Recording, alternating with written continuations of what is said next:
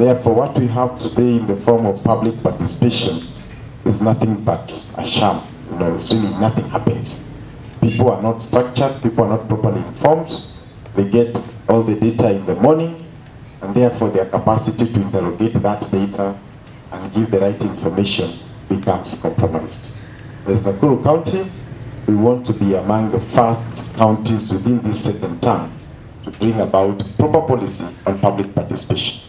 And we would want all the way to the grassroots, because the spirit of devolution was to take decision making to the lowest unit. And the lowest unit in this particular case remains the ordinary citizen back at home, who knows how they get their water, who knows how the health services are, who knows how the security, the roads, and all the other issues that are developmental are. So I think as a county, we'll want to work with the organizations that are particularly involved in public participation. And where we have seen it working, there has been tremendous improvement in service delivery. And without mentioning specific counties, I just want to say that when decisions have to be made at the county level, and you have a structured platform where you can even be able to send a questionnaire, requests for specific information, request them for input on a particular bill that you want to come up with. You have real people, their real names, their location, their ward, and all that kind of thing. Then it makes it very easy for us to be able to move forward. And these groups are also segregated because we realize that even at the grassroots level, we have women, we have youth, we have people with disability, we have retired professionals who are there, and we would really want to do it. As I said, what has been happening in the past is information is sent maybe today, and by tomorrow or the other day we are supposed to have public participation. The people who come are not even aware what they're supposed to be debating on, and as a result of that, that becomes just a public relations exercise that does not live to the spirit of the Constitution with respect to public participation. So again, this is a space we can be able to work with you so that you can help us mobilize those particular groups. And also when we are coming up with matters that relate specifically to your areas of interest, we'll be able to send that information way before. You help us to sensitize the citizens. You help us to make them appreciate the need, the written and the unwritten. And therefore, whatever legislation we later come up with is going to help us to move forward as a county. Lastly also, as we move forward, there is also need to track progress. We have many pledges that we have made. It could be in agriculture, it could be in water, it could be in anything. And therefore, we want to walk this journey.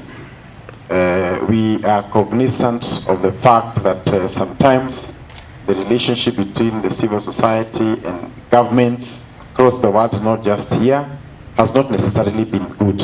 But if it was too good, then there would be no transparency. So I think it's also good to appreciate that there needs to be a little bit of space, but within that space, everybody should be able to appreciate their role and that their position should be informed by what is best for the community and for the people we live in.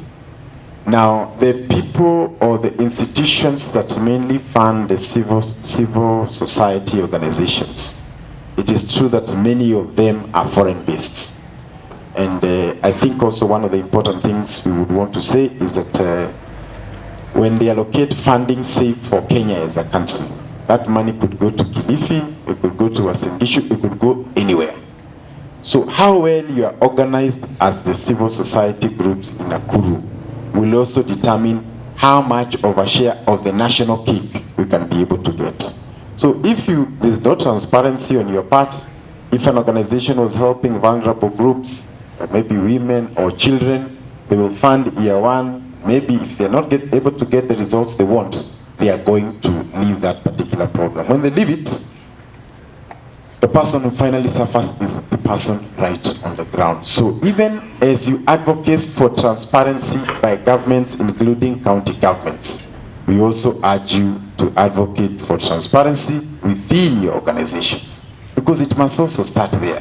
And I think that is why the Bible says that you must remove the log, isn't it?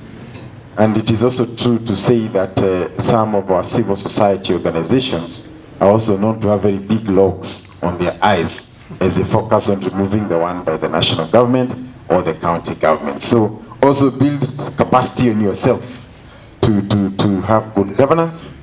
And I know with good governance, the issue, because of internet and information technology, everybody out there who wants to deal with children and knows a particular group can be able to deliver on that.